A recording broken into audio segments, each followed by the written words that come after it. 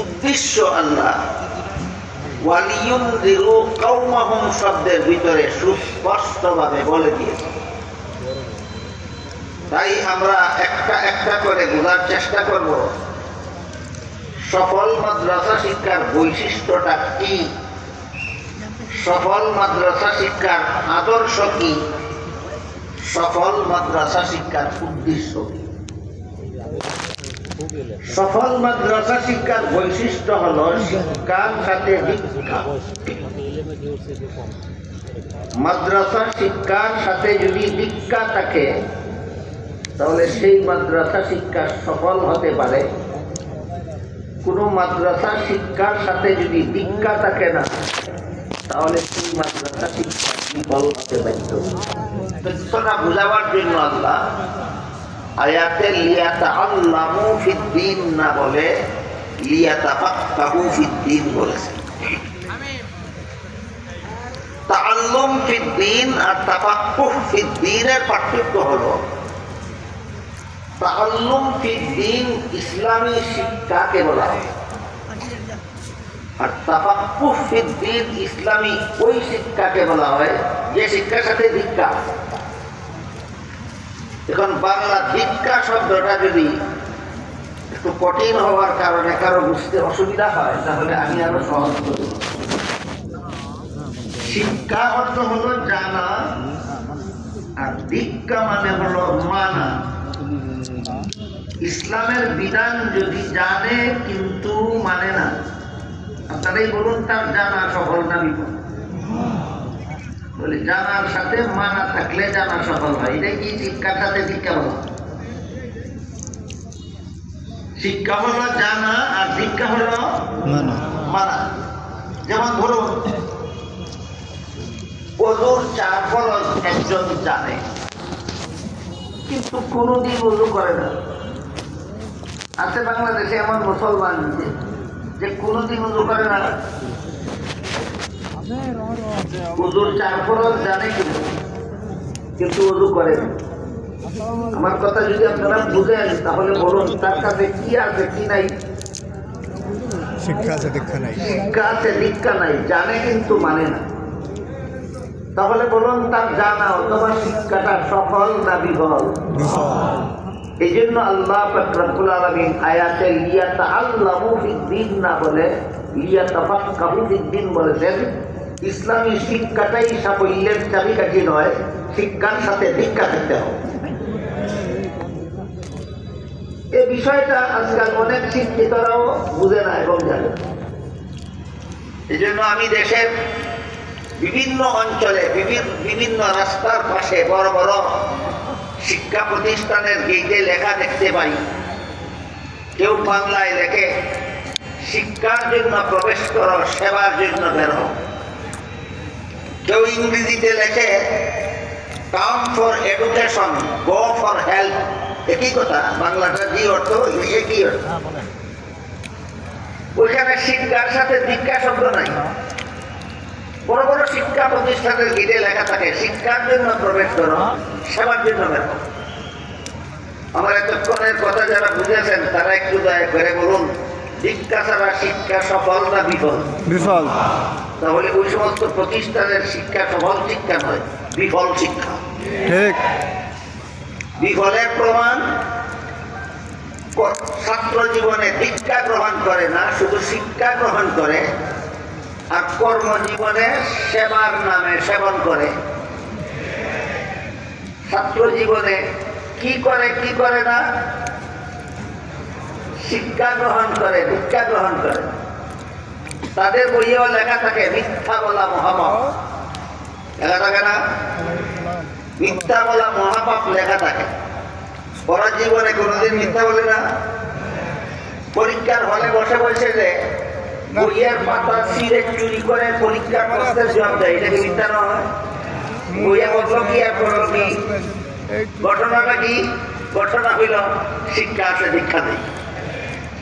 ছাত্র জীবনের বিদ্যা চুর, কর্মজীবনের সরকারি গুদামের গম চুর। যাদের শিক্ষা জীবনে দীক্ষা নাই এদের কর্মজীবনে সেবার নামে সেবা নাই, সেবন সেবন বুঝেন? সেবন উদাহরণগুলি বুঝে থাকলে এবার বলুন, মাদ্রাসা শিক্ষারও কি এমন শিক্ষাটাও কি এমন ব্যর্থ শিক্ষা হওয়া দরকার না সফল শিক্ষা হওয়া দরকার? সফল। এই কথাটা বোঝাবার জন্য আল্লাহ আয়াতে লিয়াতাআল্লামু ফিদ্দীন না বলে লিয়াতাফাক্কাহু ফিদ্দীন বলেছে। এই ইয়াতাফাক্কাহু শব্দের তাফসীরে এই কথাও লেখা আছে। বর্তমান দুনিয়াতে যদিও ইলমে ফিকহকেই ফিকহ বলা হয়, কিন্তু মূলত ফিকহ ইলমে ফিকহ জ্ঞান অর্থ শুধু ইলমে ফিকহ নয়, ইলমে আকাইদ ও ফিকহের একটা অংশ। এই জন্য ইমাম আবু হানিফা রাহমাতুল্লাহি আলাইহি আকাইদ বিষয়ের লিখিত কিতাবের নাম আল ফিকহুল আকবার, অথচ ফিকহ কিতাবের নাম কিন্তু বিষয় হইল আকাইদ। এর দ্বারা ইস্তেদলাল করে মুফাসসিরিনে কেরাম লিখেছেন, ফিকহ শব্দের ভিতরে যেমন ভাবে শিক্ষার সাথে দীক্ষার প্রতি প্রেরণা দেওয়া হয়েছে, ঠিক তেমনি ভাবে ফিকহ শব্দের ভিতরে আকাইদের প্রতিও দৃষ্টি আকর্ষণ করা হয়েছে। সফল ইসলামী শিক্ষার জন্য আদর্শ হবে দুটি জিনিস, একটি হলো সুন্নতে রাসূল এবং আরেকটি হলো জামাতে সাহাবা। রাসূলের সুন্নত এবং জামাতে সাহাবাকে আদর্শ রূপে গ্রহণ করে যদি ইসলামী শিক্ষা গ্রহণ করা হয়, আমরা আসছি ঠিক আছে, কিন্তু বাসায় যারা বসে আছে বিরিয়ানির রূপে যে বিরিয়ানি নিয়ে আসবে তারাই তো বড় লোক নাকি বর্জন করে কোরআন হাদিস শিক্ষা করা হয়, সেই শিক্ষা বিফল হতে বাধ্য। ওই যে বাসায় বইলা দিছে যে বিরিয়ানি না নিয়ে আসতে সমস্যা আছে, এই জন্য এই কথার একটু খুলাসা মর্ম হলো আমার বাসায় থাকতে হবে। কত মানুষ জিজ্ঞেস করে না যে বাসায় মার্কেট থেকে আসছে বিরিয়ানি নিয়ে সত্যি। হাদিস শরীফে রাসূল করিম সাল্লাল্লাহু আলাইহি ওয়াসাল্লাম মা আনা আলাইহি ওয়া আসহাবি বলে দুইটা স্কেল নির্ধারণ করে দিয়েছে। একটা স্কেল বা মাপকাঠির নাম হলো নবীর সুন্নাত, সত্যি। আর একটা স্কেল বা মাপকাঠির নাম সাহাবায়ে কেরাম। বিরিয়ানিও খাওয়ানো হইব, গার্লফ্রেন্ডও দেখা হইব, বিরিয়ানিও খাওয়াইব। এবং জামাতে সাহাবাকে নিজের এলেম সহি না গলত যাচাইয়ের জন্য মাপকাঠি রূপে মানলে, নিজের আমল সহি না গলত যাচাইয়ের জন্য মাপকাঠি রূপে মানলে, নিজের আকীদা সহি না গলত যাচাইয়ের জন্য সুন্নতে রাসূল এবং জামাতে সাহাবাকে আদর্শ মাপকাঠি মানলে তার ইসলামী শিক্ষা সফল হতে পারে। আর সুন্নতে রাসূল আর জামাতে সাহাবাকে যদি মাপকাঠি রূপে গ্রহণ করে না, সে আদর্শহীন ইসলামী শিক্ষা গ্রহণ করে, তার ইসলামী শিক্ষা বিফল হতে বাধ্য। ছোট্ট দুটি উদাহরণ দিলে সুন্নতে রাসূল এবং জামাতে সাহাবাকে যারা নিজের তিনটা জিনিস যাচাইয়ের জন্য মাপকাঠি রূপে গ্রহণ করে, একটা হলো নিজের এলেম সহি না গলত, আরেকটা হলো নিজের আমল সহি না গলত, আরেকটা হলো নিজের আকীদা সহি না গলত। এই তিনটা জিনিস সহি না গলত যাচাইয়ের জন্য সুন্নতে রাসূল এবং জামাতে সাহাবাকে যারা আদর্শ মাপকাঠি রূপে গ্রহণ করে, তাদেরকেই প্রকৃত অর্থে আহলে সুন্নাত ওয়াল জামাত বলা হয়। আহলে সুন্নাত ওয়াল জামাতের আকীদা বিশ্বাস করতে সমস্ত নবী রাসূলগণ জীবন বেগুনাহ, সমস্ত নবী রাসূলগণ জীবন বেগুনাহ। একথা বোঝাবার জন্য আহলে সুন্নাতের একটা পরিভাষা, সেটা হলো মাসুম। নবীগণ মাসুম, এর অর্থ হলো আজীবন বেগুনাহ। আর আহলে সুন্নাত ওয়াল জামাতের আরেকটা আকীদা হলো সাহাবায়ে কেরাম মাগফুর, সাহাবায়ে কেরাম মাসুম নন, মাগফুর। মাগফুর অর্থ ক্ষমাপ্রাপ্ত। সাহাবাদের রাসূলের সাহাবাদের অতীত জীবনে যত ভুল ত্রুটি গুনাহ কাটা হয়েছিল, একটা কারণে আল্লাহ তাদের সবগুলি মাফ করে দিয়েছে। কারণটা কি? কারণটা হলো তারা যথাযথভাবে সংশোধন হয়ে এই ভুল খাতা গুনাহ এইগুলি চিরতরে বর্জন করে তারা পাক পবিত্র হয়ে গেছিলেন। হাদিস শরীফে আল্লাহর রাসূল বলেছেন, আত-তাইয়িবু মিনাজ যামবি কামাল্লা যামবা লাহু, আও কামা ক্বালা আলাইহিস সালাতু ওয়াস সালাম, কোন গুনাহগার যদি যথারীতি তওবা করে গুনাহ ছেড়ে দেয় তাহলে তার আমল নামা থেকে গুনাহগুলি মুছে ফেলা হবে, তারপর সে ব্যক্তি আবারও বেগুনাহ হয়ে যায়। সারমর্ম হলো নবীগণ বেগুনাহ, সাহাবাগণ বেগুনাহ। কোন জায়গা থেকে নবীগণ বেগুনাহ জীবনে কোনদিন গুনাহ না করে বেগুনাহ, আর সাহাবাগণ বেগুনাহ সকল গুনাহ ক্ষমাপ্রাপ্ত হয়ে বেগুনাহ।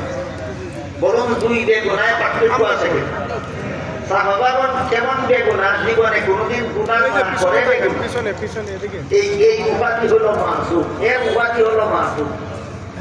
আর সাহাবাগণ বেগুনাহ মানে প্রত্যেক জীবনের সমস্ত গুনাহ মাফ করে দেওয়ার কারণে বেগুনাহ। এমন বেগুনাহ যেই শব্দ উপাধির দ্বারা বোঝানো হয়, এই শব্দটা হলো মাকবুল। ওই যে ডাক্তার কাজেই না নবীগণকে যদি কেউ আজীবন বেগুনাহ বিশ্বাস করে না, সাহাবায়ে কেরামকে যদি ক্ষমাপ্রাপ্ত বিশ্বাস করে না, আর কুরআন হাদিসের শিক্ষা গ্রহণ করে, আর কুরআন হাদিসের শিক্ষা হবে আদর্শ বিবর্জিত শিক্ষা, বিফল হতে বাধ্য। নবীগণের বেগুনাহ হওয়ার ব্যাপারটা আরো একটু খোলাসাভাবে আমি মনে করি বর্তমান সমাজে আলোচনা হওয়া দরকার। কারণ বর্তমান সমাজে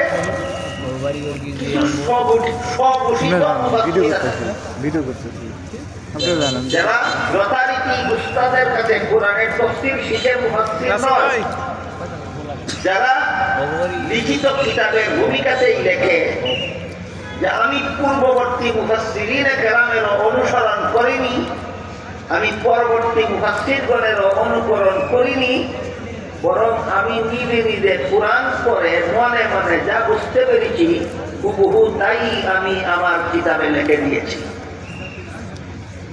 এমন তাফসীরের নাম ওই মন গড়া তাফসীর।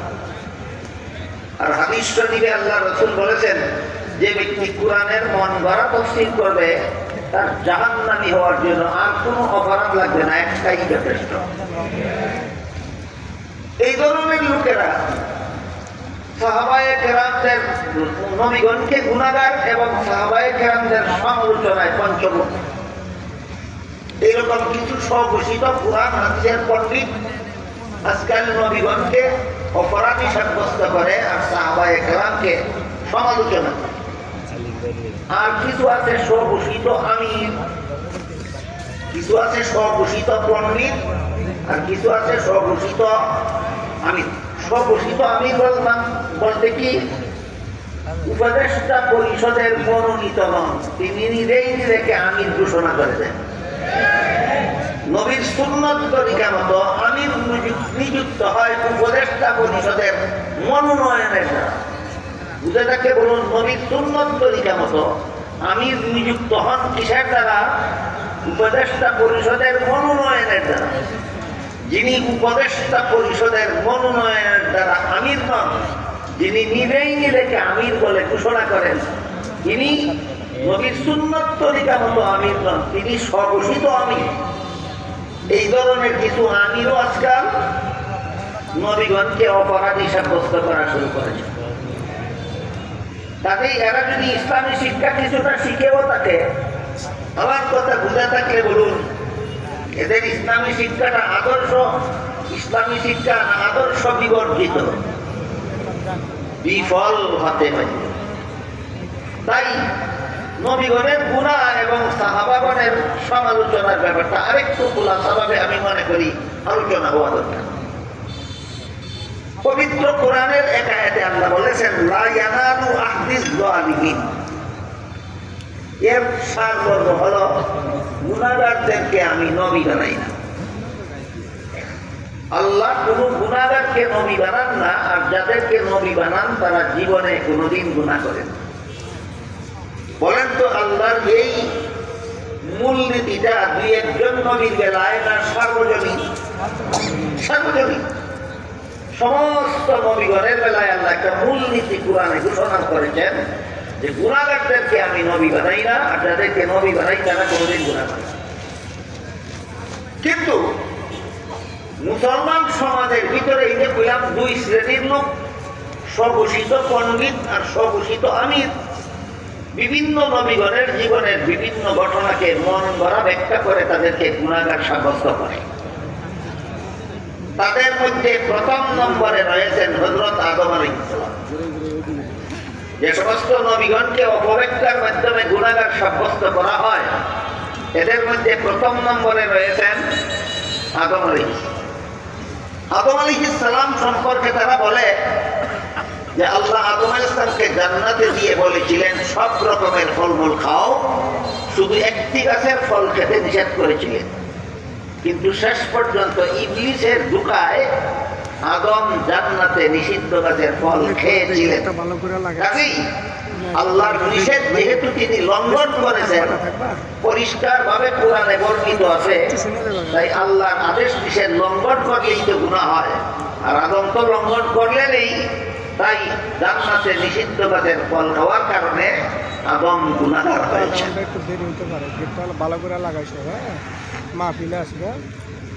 এই অপব্যাখ্যাটা আদম নবীর জান্নাতে নিষিদ্ধ গাছের ফল খাওয়ার ঘটনাকে, এই অপব্যাখ্যাটা যারা করে, আমি আমার অনুসন্ধান মতে যাচাই করে দেখেছি এই অপব্যাখ্যা এদের নিজেদের এই অপব্যাখ্যাটা এরা খ্রিস্টান জাতির কাছ থেকে আমদানি করেছে। এবার শুনুন খ্রিস্টানদের কথা। খ্রিস্টানদের লিখিত একটা বই আছে, নাম শুনে কেউ কল্পনা করবেন না যে এটা কোন মুসলমান আলেমের লেখা। নাম শব্দ এমন এমন শব্দের দ্বারা নাম লিখেছে, সাধারণ মুসলমান নামটা দেখলেই মনে করবে কোনো আলেমের লেখা। কোনো আলেমের লেখা নয়, খ্রিস্টানদের লেখা। বইয়ের নাম হলো কোরআনের আলোকে ভেসতে যাওয়া। খ্রিস্টানদের লেখা বই। এই বইয়ে তারা লিখেছে প্রথম মানুষ আদম, প্রথম পাপিষ্ঠ। কি ছিল আদমের পাপ? ওই বইয়ে খ্রিস্টানেরা লিখেছে জান্নাতে নিষিদ্ধ গাছের ফল খাওয়া ছিল আদমের পাপ। তাহলে জান্নাতে নিষিদ্ধ গাছের ফল খাওয়া আদমের পাপ ছিল, এটা মুসলমানদের মতবাদ না খ্রিস্টানদের মতবাদ? এই জন্য এই মতবাদ মুসলমান সমাজে যারা প্রচার করে বেড়াচ্ছে, কোন সন্দেহ নাই এরা নিঃসন্দেহে মুসলমানদের মধ্যে খ্রিস্টানদের পক্ষ হয়ে দালালি করে যাচ্ছে।